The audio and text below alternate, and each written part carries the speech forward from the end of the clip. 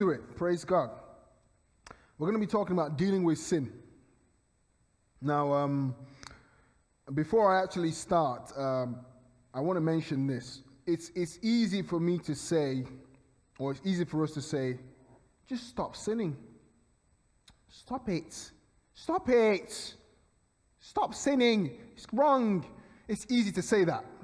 But to actually do it is another story. By our own strength, by our own power, by our own ability, we have no victory over sin. But by the grace of God, by leaning to his finished work on the cross, and by the help of the Holy Spirit, and by the various things I'm going to mention today, which might not be all, but are some, we can deal with sin. Amen? I want to put in context this particular segment of my talk by reading Romans chapter 6. I'm going to be reading the whole chapter. I really do hope you're not tired of my voice already. But it's important that I read the full chapter because it really puts a lot of things in context. The Word of God is rich. And by quoting independent scriptures, we might not get the full picture. But I need to show you the full picture. Praise God. Amen. Romans 6. The Word of God says, well then, should we keep on sinning so that God can show us more and more of his wonderful grace? Of course not. Since we have died to sin, how can we continue to sin? How can we continue to live in it? Or have you forgotten that when we were joined with Christ Jesus in baptism, we joined him in his death? For we died and were buried with Christ by baptism. And just as Christ was raised from the dead by the glorious power of the Father, now we also may live new lives. Since we have been united with him in his death, we will also be raised to life as he was. We know that our old sinful selves were crucified with Christ, so that sin might lose its power in our lives. We are no longer slaves to sin, for when we died with Christ, we were set free from the power of sin. And since we died with Christ, we know we will also live with him. We are sure of this because Christ was raised from the dead, and he will never die again. Death no longer has any power over him. When he died once to break the power of sin. But now he lives for the glory of God. So you also should consider yourselves to be dead to the power of sin and alive to God through Christ Jesus. Do not let sin control the way you live. Do not give in to sinful desires. Do not let any part of your body become an instrument of evil to serve sin. Instead, give yourselves completely to God. For you were dead, but now you have new life. So use your whole body as an instrument to do what is right for the glory of God.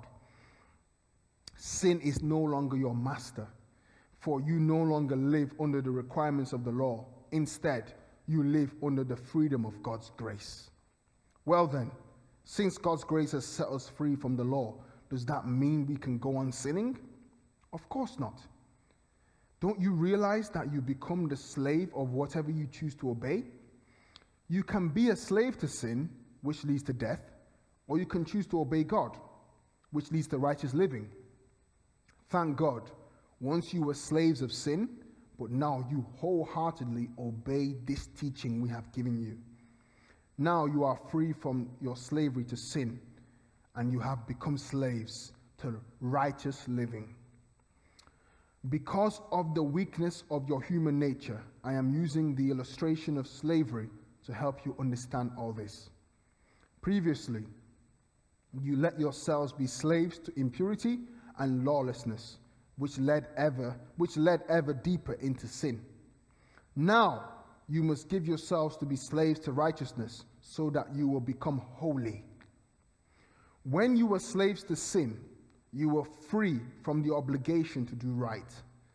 And what was the result? You are now ashamed of the things you used to do, things that end in eternal doom.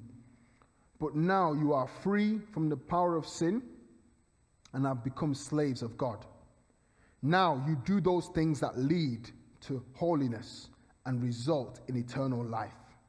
For the wages of sin is death, but the free gift of God is eternal life through Jesus Christ our Lord.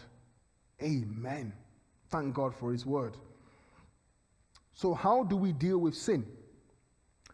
Well, I think I need to rephrase the question, because that scripture I've just read has put a lot of things in perspective. Sin has already been dealt with. How do I enter the freedom that has already been made available to me? Oh, praise God.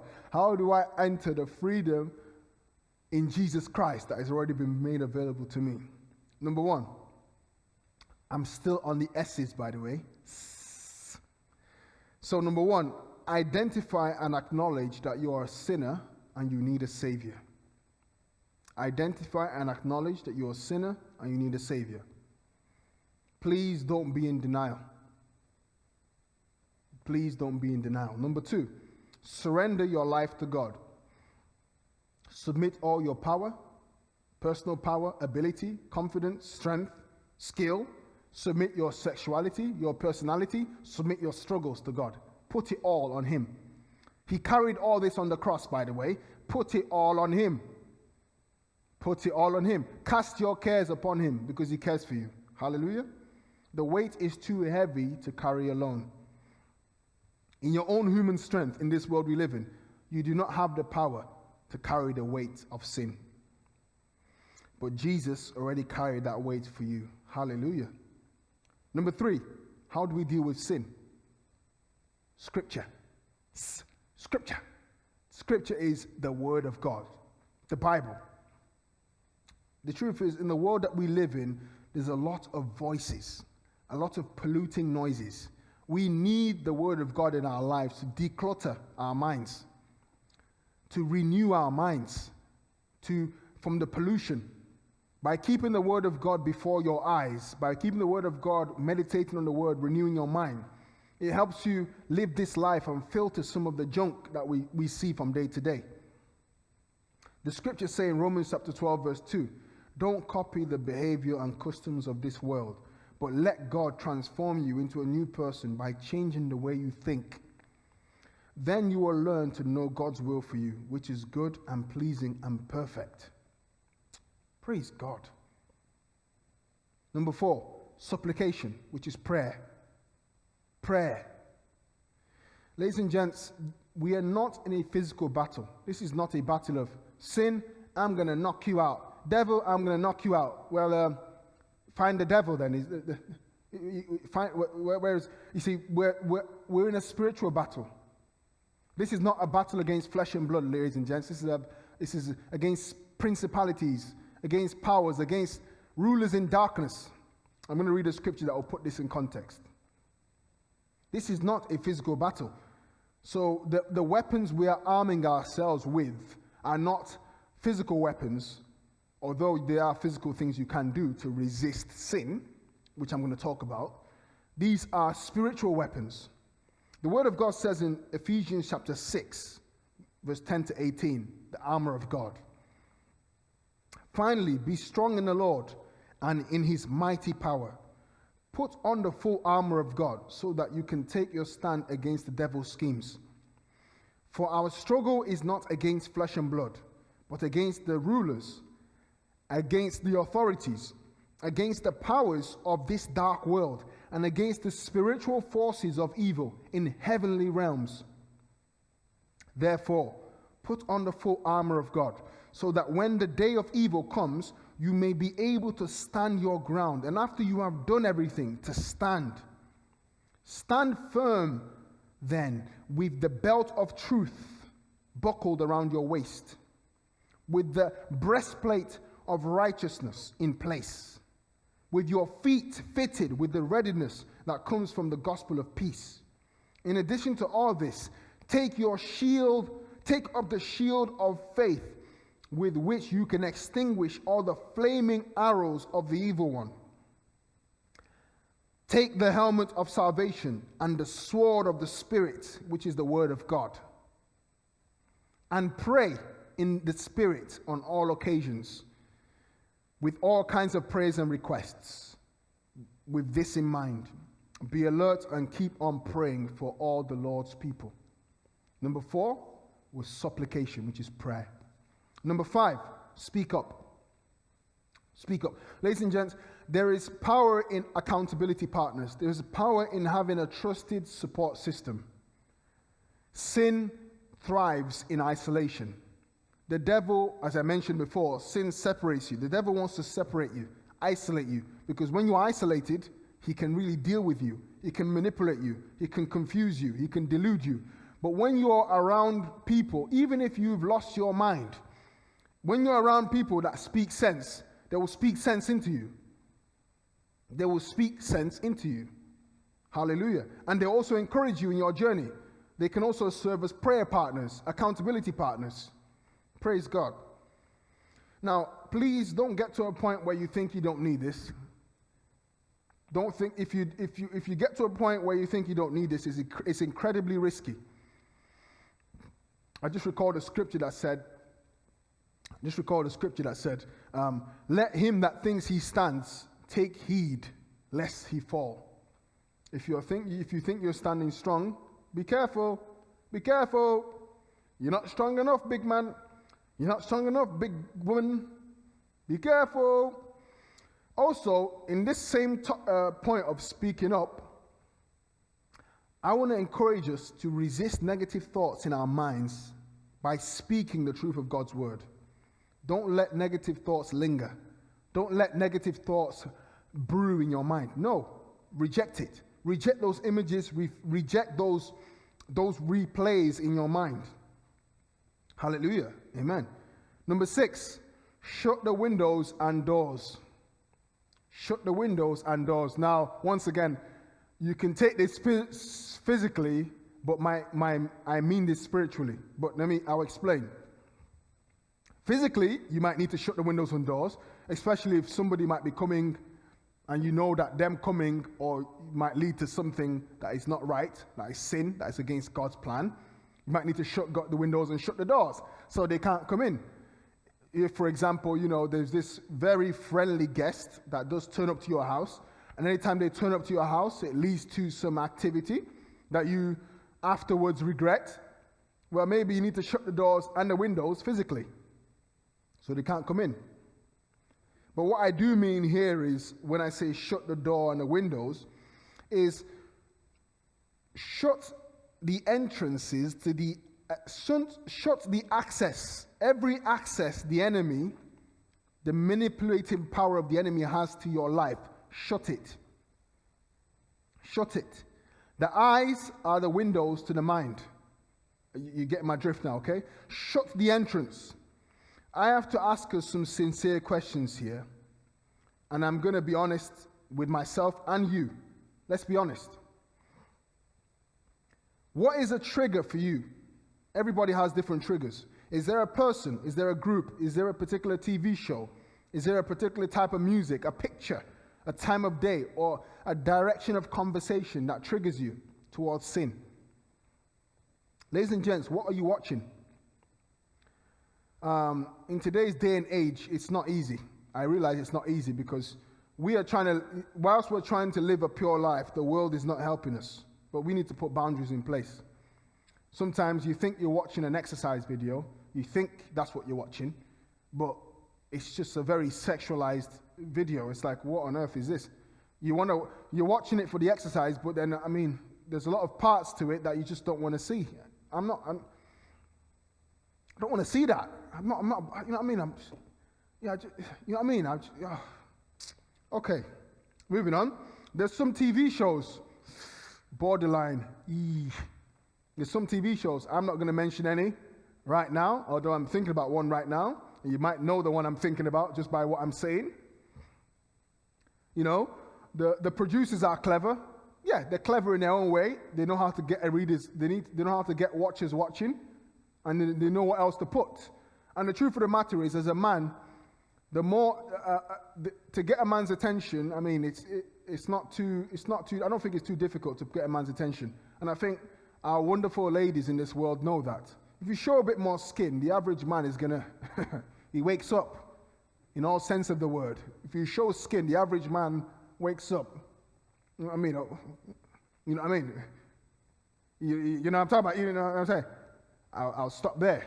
So the question is, what are you watching? Bigger picture.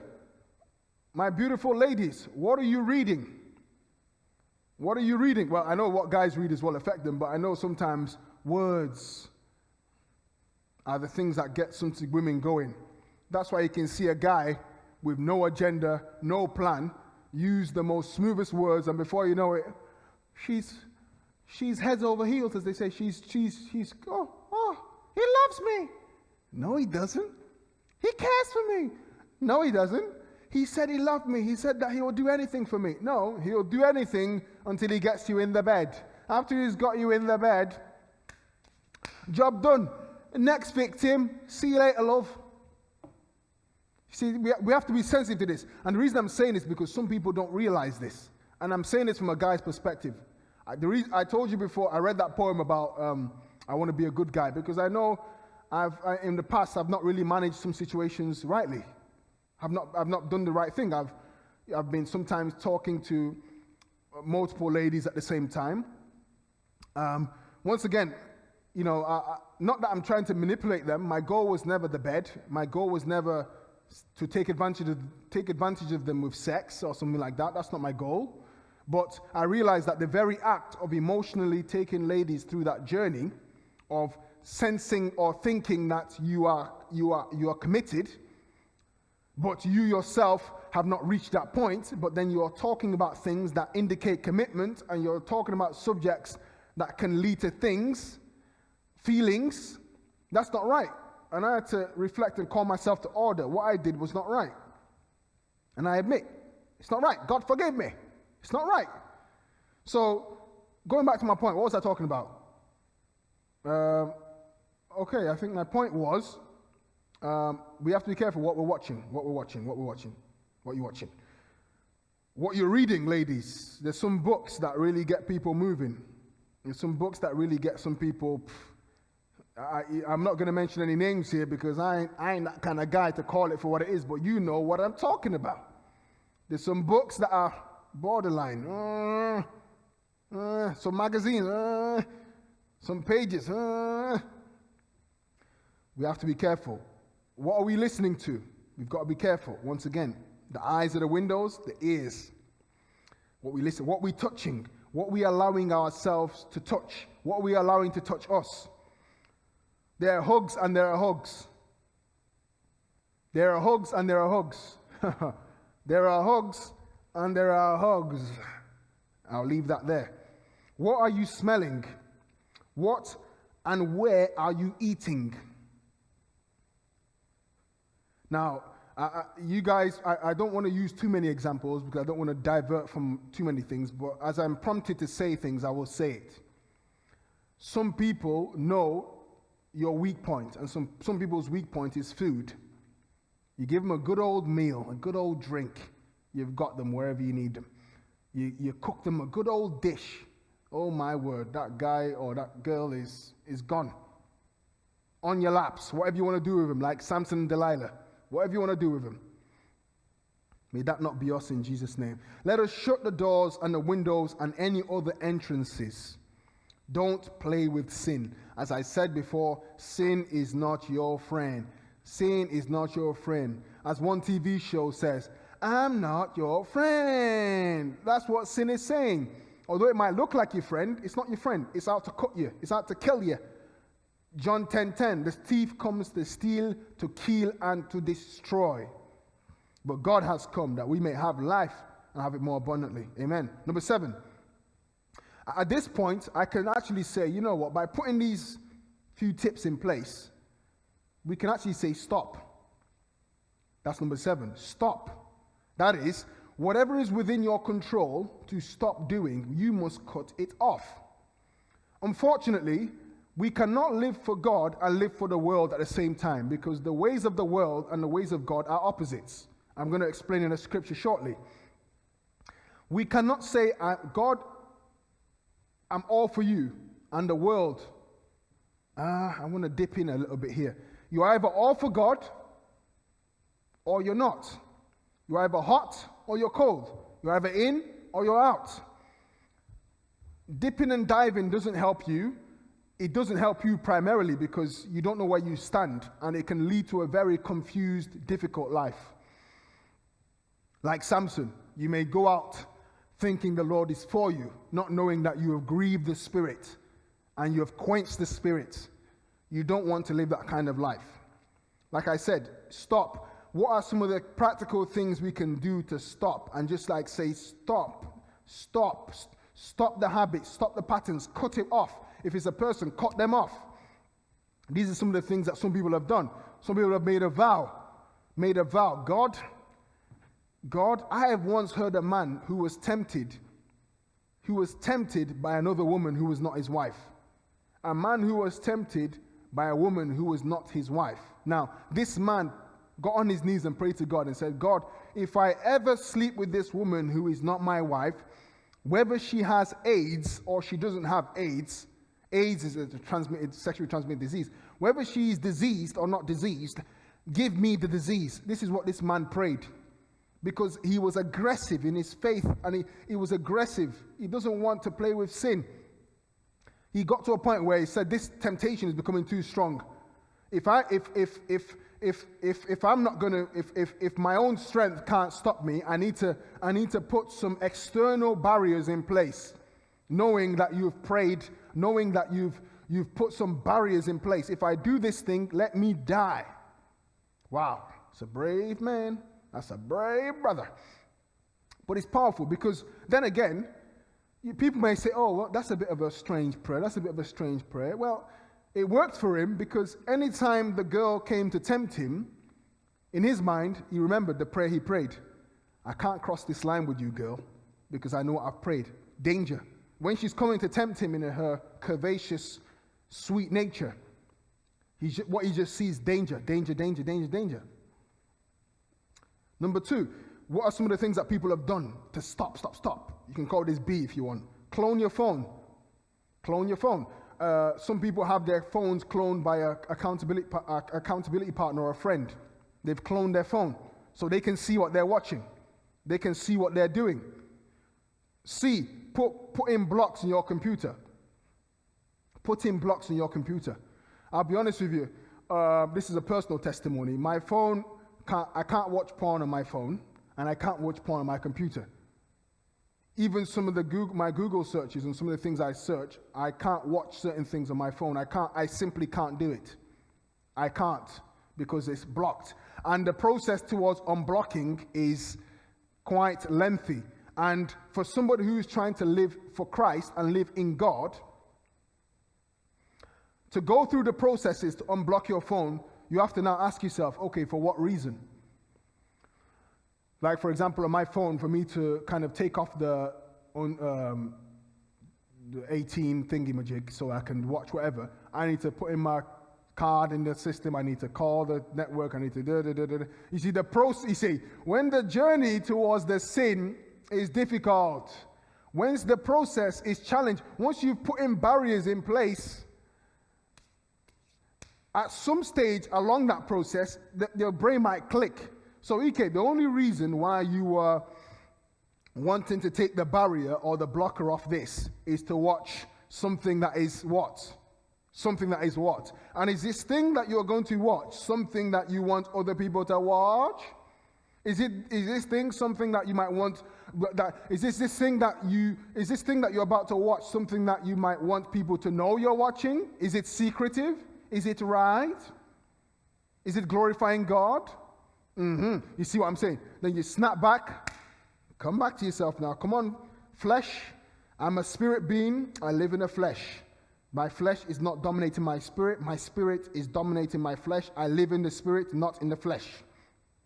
So flesh, as much as I know that you like women, you're tempted, you want whatever sexual gratification, this is not the way. You're going to get married to your wife soon. And after you're married to your wife, you stay with your wife. Amen? You stay with your wife and you still don't fall into the temptation of porn and dirty videos after you marry your wife. All right? Right. Sorry, my accent changed there, but you see my point here. Also, what else could you do?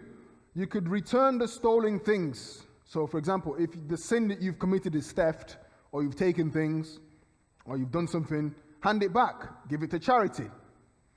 You see, I think part of the journey, part of what repentance is, once we've lived a life of sin and we're turning to God, part of what repentance is to stop, is to turn. It's not to keep doing the thing that we've been doing. It's to stop it, and turn.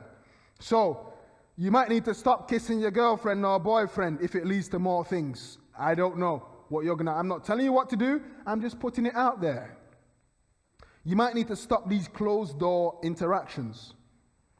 It might lead to at least a bit too much touchy-touchy. You might need to stop. You might need to stop sleeping over. You might need to stop staying over. You might need to stop living with them.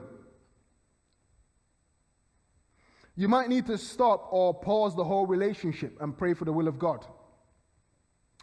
I won't go into much detail, but I think I've talked about it a lot during the course of this talk, but it's also in my book. Sexual activity sometimes blinds the mind.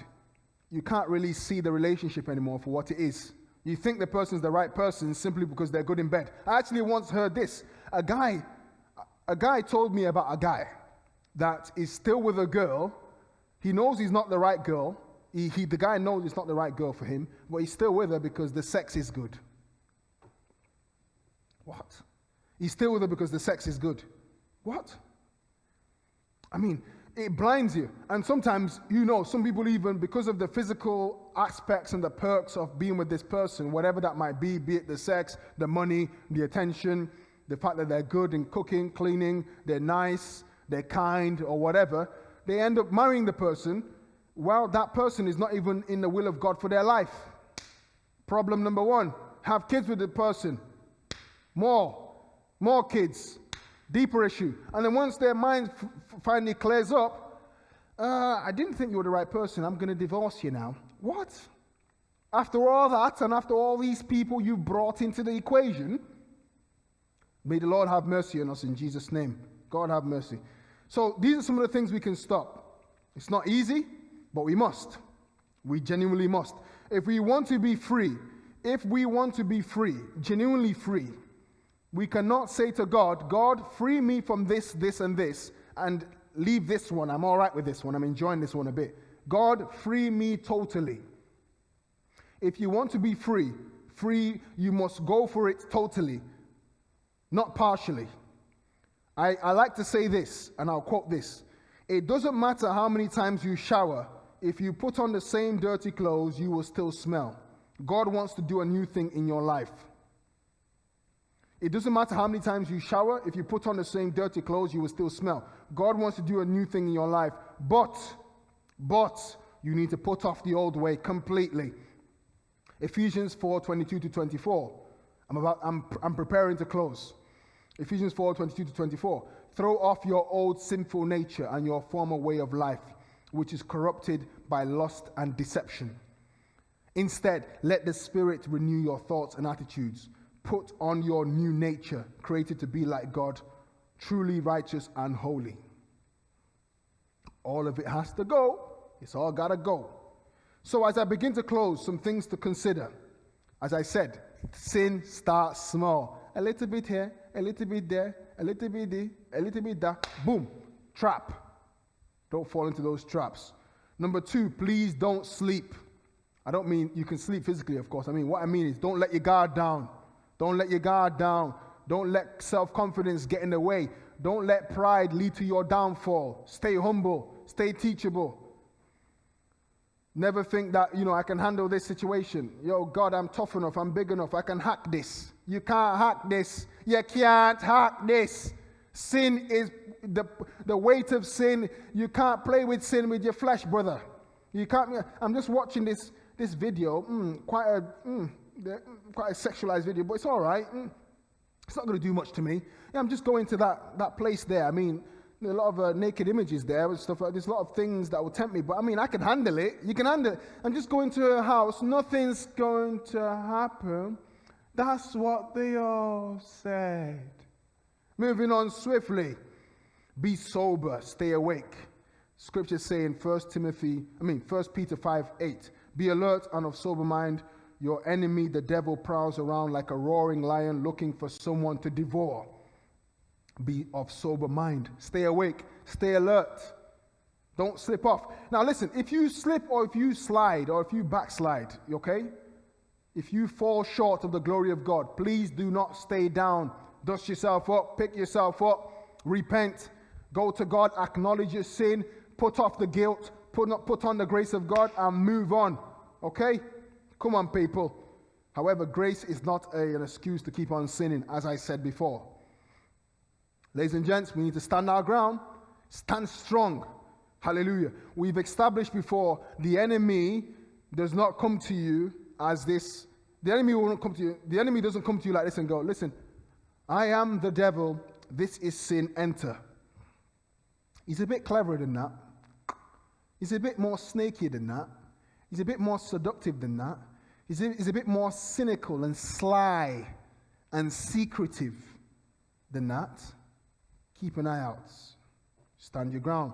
He may come through people, but in all these things, stand strong. Ephesians 6:13. Therefore, put on every piece of God's armor, so you will be able to resist the enemy in the time of evil. Then after the battle, you will still be standing firm. Do not depend on yourself or your strength. Do not depend on yourself or your strength. These are just some cautions before I close. Do not depend on your strength, please. Number 7, our helper on this journey of life is the Holy Spirit. Live in the Spirit. Be sensitive to his signs and promptings. Hallelujah, hallelujah, hallelujah. I'm going to close with this scripture. This scripture is going to put the nail in the coffin of sin, the devil, and his powers over our life. He is under our feet. Hear this. Galatians 5:16-25. Another long one, but I'm going to read it with the same passion that I started this talk with. Hallelujah. Oh, I'm having fun tonight. Praise God. So I say, Galatians 5:16-25. So I say, let the Holy Spirit guide your lives. Then you won't be doing what your sinful nature craves. The sinful nature wants to do evil, which is just the opposite of what the Spirit wants. And the Spirit gives us desires that are the opposite of what the sinful nature desires. These two forces are constantly fighting each other, so you are not free to carry out your good intentions. But when you are directed by the Spirit, you are not under obligation to the law of Moses. When you follow the desires of your sinful nature, the results are very clear. Sexual immorality, impurity, lustful pleasures, idolatry, sorcery, hostility, quarreling, jealousy, outbursts of anger, selfish ambition, dissension, division, envy, drunkenness, wild parties, and other sins like these.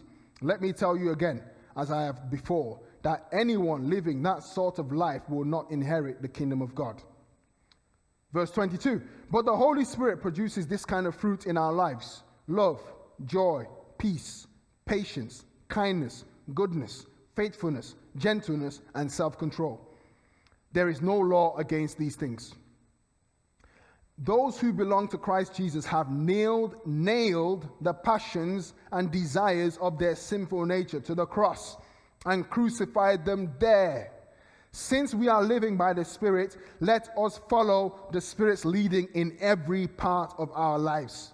Ladies and gentlemen, let us follow the leading of the Spirit in every part of our lives. Sin has no power over you. Sin has no power over you. Romans 6:14-15 says, sin is no longer your master, for you no longer live under the requirements of the law. Instead, you live under the freedom of God's grace.